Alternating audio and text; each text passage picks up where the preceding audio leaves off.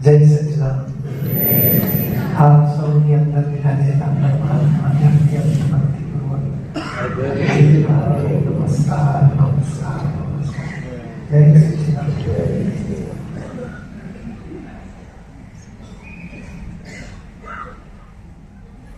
આમ તો કહે કે આપણને દાદાનું જ્ઞાન મળે છે કે હું શુદ્ધાત્મા છું, દીપક જુદો છે, એની જાગૃતિ શરૂ થાય છે. દાદા કે તમે નિરંતર શુદ્ધાત્માનું રાખવા, પછી દાદાએ નવી નવી જ્ઞાનની ચાવીઓ આપતા જ રહેતા હોય છે. કે છે હે શુદ્ધાત્મામાં તમે જુદા, દીપક જુદો. હે શુદ્ધાત્મામાં તમે રિયલ છો, દીપક રિલેટિવ છે. હે શુદ્ધાત્મા તમે ભગવાન તમે બાબરણ છો, દીપક ટેમ્પરરી છે. અને જુદું રાખવાની શક્તિ આપો. એટલે આખો દિવસનું બધું ચાલ્યા કરતું હોય, આ છૂટું પાડવાની ચાવીઓ વાપર્યા કરો તો એ જુદાપણું રહ્યા જ કરે. છેલ્લા 1988માં 87માં લોસ એન્જલસમાં દાદાએ નિરૂપાને ઘણું બધું છૂટું પાડવાની ચાવીઓ બતાડતા હતા. એક દાડો કહે છે કે તમે આ ચાવી વાપરો, અને એ જબરજસ્ત કે છે એવો અનુભવ થયો છૂટાપણાનો. આપણને એ જ ચાવી આપે છે અને આપણે વાપરવાની છે. પછી જોડે જોડે કહે છે કે હે દાદા ભગવાન આપે કૃપા કરો અને દીપક શું કરે છે હું જોઉં અને જાઉં, એ મને નિરંતર જુદાપણું લે કૃપા કરો, એવી શક્તિ આપો. અને આપણે એ જ આ આજ્ઞાથી એ જાગૃતિ મારી શકાયું છે. એનાથી વધારે ડિટેલમાં કરનારાને જુદો જુઓ તો પોતે જ જ્ઞાતા જ્ઞાયક પદ કરું, જ્ઞાતા પદ કરું, એમાં પોતે આવી જશે. ઉઠે ત્યાંથી ઉઠનારો જુદો, જાગનારો જુદો અને હું જુદો. બ્રશ કરવાનો જુદો, હું જુદો. નાસ્તો કરનારો જુદો. કરનારાને જુદો જોયા જ કરવાનું, આ તો જુદું પાડ્યા જ કરવાનું. 24 કલાક કરનારો રહેવાનો છે, જાણનારો રહ્યા છે. કરનારો વ્યવહાર છે, જાણનારો નિશ્ચય છે. બંને એટ એ ટાઈમ 24 કલાક રહ્યા જ કરશે. આપણે થઈ રહ્યું છે એ જાણનાર પદમાં રહીશું તો જ. નહીં તો પેલું ઉદયમાં તન્મય આકાર થયા કરો એવું તો કુદરતી રીતે વ્યવસ્થિત ઘડાયેલું હોય. એમાંથી જુદું પાડી આ બેસનારો જુદો, હું જાણનારો જુદો. આ બોલનારો જુદો, હું જાણનારો જુદો. કામ કરનારો જુદો, હું જાણનારો જુદો. કરનારાને જુદો પાડો. કરનારાને કેવી રીતે જુદો પડાય? કરનારો સંજોગને આધીન છે, જાણનારાને સંજોગની જરૂર નથી. નિરંતર જુદો જ રહી શકે, જોઈ શકે, જાણી શકે, સંજોગની જરૂર નથી. વ્યવહાર છે એ જમનારો થયો. જમનારો ક્યારે કહેવાય? થાળી હોય, વાડકા હોય, દાળ ભાત હોય, શાક હોય, ટેબલ ખુરશી બેઠો ખાના પીરસનારા હોય, બનાવનારા હોય, ખાનારો, ત્યારે વ્યવહાર ઊભો થાય છે.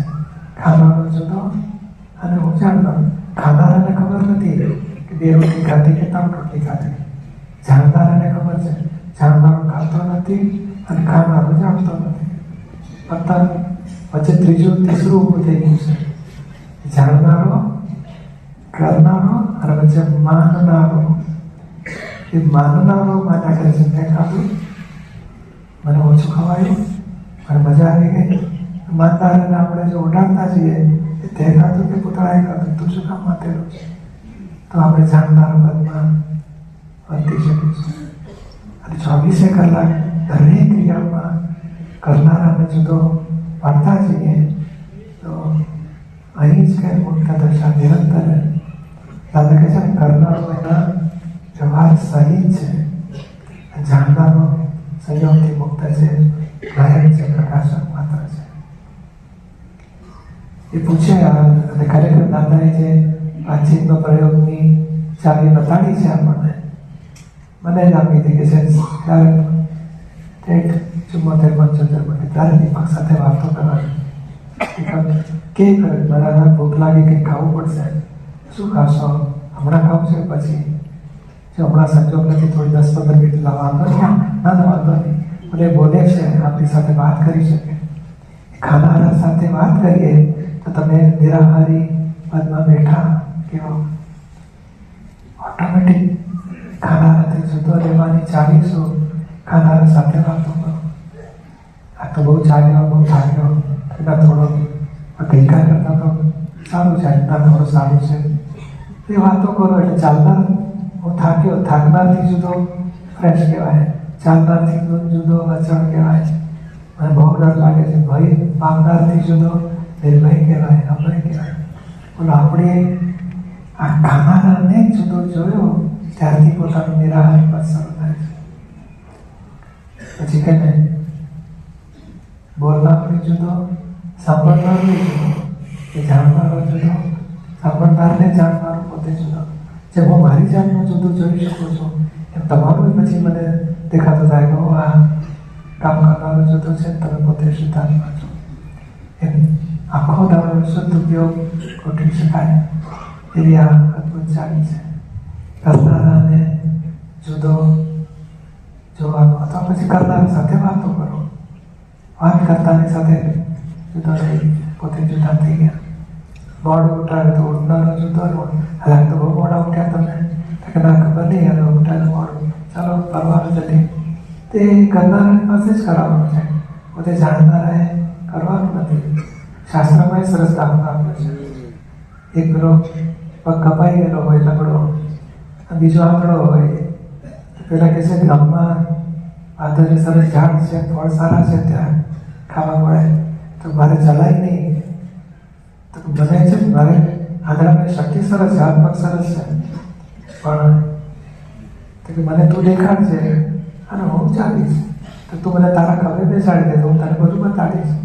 ત્યાં આંધળા અને લંગડાની જોડી જામી. પછી હવે આત્મા દેખતો છે પણ લંગડો છે, હાથ પગ ક્રિયા નથી કરી શકતો, અને પેલો મજબૂત છે પણ આંધળો દેખી શકતો નથી.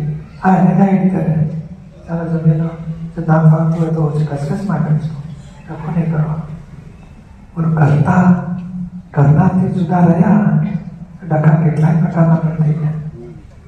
કરનારની દરેક બાબતમાં આ બધી સંજોગ ભેગા થવાથી ખાવાની અવસ્થા ઊભી થાય છે, ખાવાનું પદ ઊભું થાય છે, શું ખાવું શું ના ખાવું કેટલું ખાવું બધાને જાણનારો પોતે ખાનારાથી પોતે છે.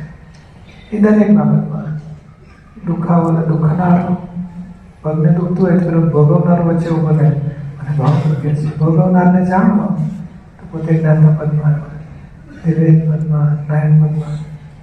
આવી રીતે દરેક કાર્યને કરનારાને ઓળખતા જાઓ, જાણનાર પદમાં વર્તાયા કરાશે.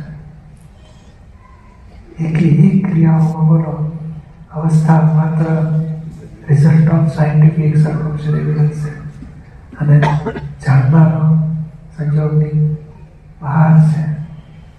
અવસ્થાને જાણનારો અવસ્થાથી મુક્ત છે, અને એ જ પોતાનું તત્વ સ્વરૂપ છે, એ જ નાયક પદ છે. સારું, તો આપણે અહીંયા શોર્ટકટ કરીશું, પૂરું કરીશું. પૂરી કરાવવા માટે વિનંતી છે.